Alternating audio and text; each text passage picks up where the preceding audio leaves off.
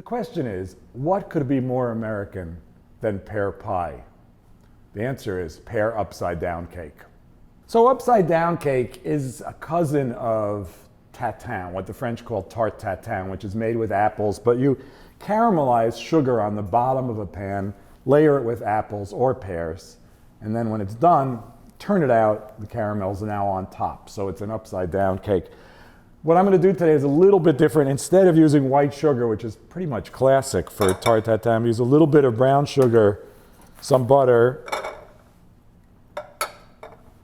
and maple syrup. So we're going to get that great maple syrup flavor, very fall, very autumnal. Melt the sugar and butter together. So while that's happening, we slice up some pears. And if you want to do that in advance, you can. Here we have a stick of butter. We're going to cream that with some sugar.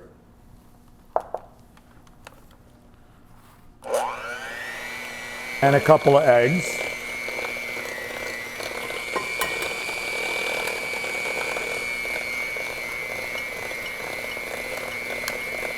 Keep an eye on this. There's some serious multitasking going on, which is why I don't like baking. It's too hard for me. But you want to make sure this doesn't boil. You just want to get that butter melted in there. Cream at the same time. Break the egg with one hand, which I'm actually not very good at, but it's easier than it looks. And if you get a little shell in there, what's the big deal? Crunch, added crunch. Okay, that's good. That's good. Just pour your syrup into the pan. Obviously, it's quite liquid. And then, this is the part I'm really good at. Then arrange the pears beautifully in the pan, as beautifully as I'm about to, which is to say, carelessly. Not entirely, though. You will notice that the level of fussiness required in this and many other baking tasks is not something that I have a lot of patience for. But if you do, more power to you. Could anything have been done more artfully? I kind of doubt it. Those of you who bake will recognize this as a typical cake batter. So some flour, baking powder, tiny bit of salt. We don't need any sugar in here. So we just do the old alternating wet and dry ingredients. Some of the flour, little milk,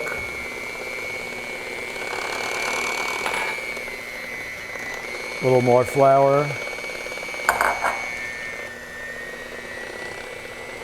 a little more milk, the rest of the flour. You don't want to beat this any more than you have to because it'll toughen the flour. Maybe do that last little bit by hand. Little vanilla. Get that.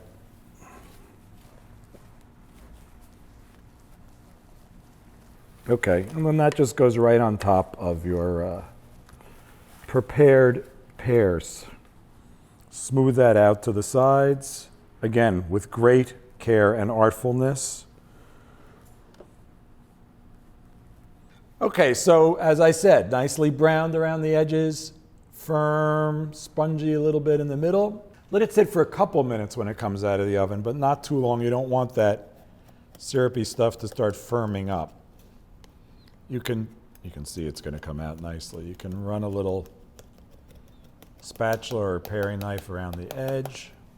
Get a plate. The plate should be bigger than the pan. A cake platter is nice.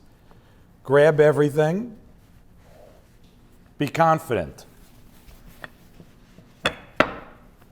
You're going to hear a little suction-y thing here.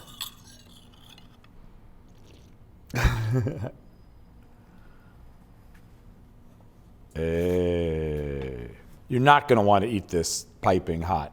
I mean, you could, but typically you let it sit. And you'll see that it is a little moist, maybe a little moister than I'd want it to be.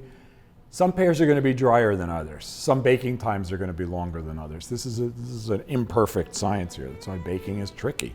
But generally, you have nice crumb, very juicy, really pretty. Would be a good cake to serve with a little sour cream, creme fraiche, ice cream, heavy cream, whipped cream, etc. But it's great like this too.